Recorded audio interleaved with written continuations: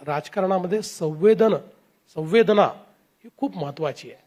संवेदनहीन व्यक्ती हा कदाचित निवडणुका जिंकू शकतो, पण तो उत्तम नेता नाही होऊ शकत.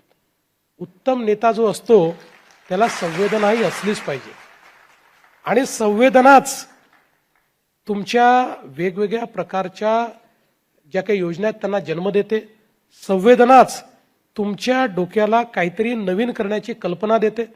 आणि म्हणून मला असं वाटतं की संवेदना असली पाहिजे.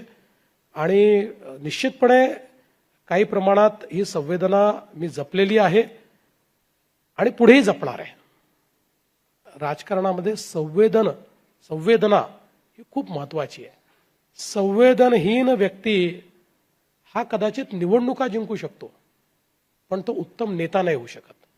उत्तम नेता जो असतो त्याला संवेदनाही असलीच पाहिजे.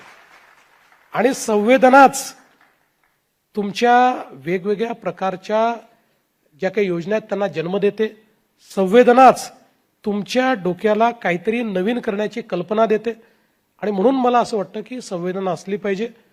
आणि निश्चितपणे काही प्रमाणात ही संवेदना मी जपलेली आहे आणि पुढेही जपणार आहे. महाराष्ट्रातील सर्व बातम्यांचे विश्वासार्ह व्यासपीठ. सकाळच्या सर्व सोशल मीडिया प्लॅटफॉर्मला लाईक, फॉलो आणि सबस्क्राईब करा. तसंच सर्व नोटिफिकेशनसाठी बेल आयकॉन प्रेस करायला विसरू नका.